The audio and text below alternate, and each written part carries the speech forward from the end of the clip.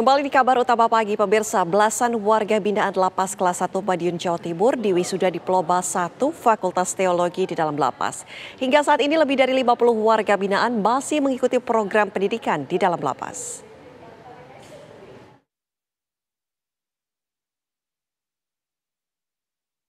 Tidak menyurutkan semangat warga binaan Lapas Kelas 1 Madiun, Jawa Timur untuk mengenyam pendidikan, bahkan hingga ke jenjang perguruan tinggi.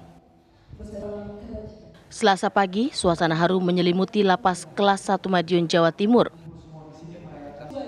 15 warga binaan diwisuda setelah berhasil lulus dalam pendidikan Diploma 1 Fakultas Teologi di dalam Lapas Kelas 1 Madiun. Kami sangat bangga sekali baru pertama ini ya Pak ya, kita merasakan ya puji Tuhan lah, ini semua karena anugerah Tuhan. Ini semua proses dari Tuhan selama kita berada di lapas ini. Itu sudah berapa bulan? 1 tahun. 1 tahun ini ya? Ini merupakan suatu bentuk nyata bahwa perguruan tinggi di luar sana peduli terhadap saudara kita yang sedang ada di lapas kita menjalani masa pembinaan. Karena itu saya harapkan tadi juga saya berterima kasih kepada Yayasan Indonesia Bangkit yang telah meluncing kegiatan lanjutan dari Diploma 1 menjadi S1. Artinya nanti menghasilkan para ahli-ahli di teologi itu menjadi lebih mantap dalam keilmuannya. Meskipun begitu, sejumlah kendala dalam hal kegiatan belajar mengajar masih dihadapi oleh Lapas Kelas 1 Madiun. Sehingga 90% proses pembelajarannya masih dilakukan secara online.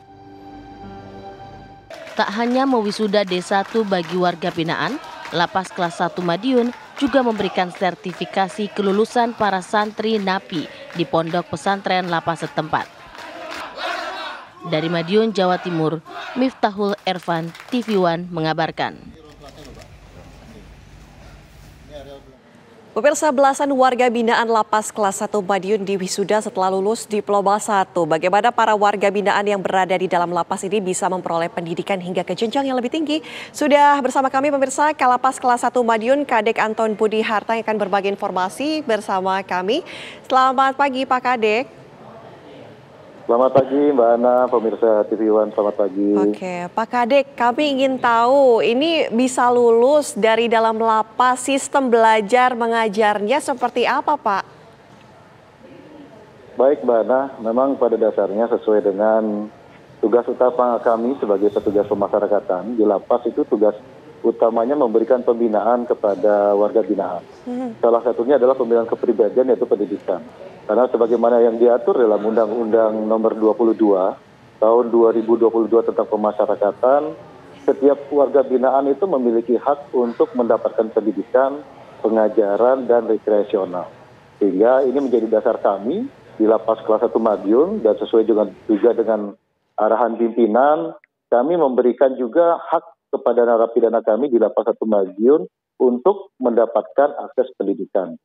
Seperti yang sudah kami laksanakan di Lapas 1 Madiun, ada berbagai media pendidikan yang sudah kami siapkan, baik formal maupun non-formal, yaitu ada Kejar Paket B, bekerjasama dengan PKBM Mustafa, kemudian ada D1 Teologi, bekerjasama dengan Sekolah Tinggi Teologi Anugerah Indonesia dan Yayasan Indonesia Bangkit Bersinar.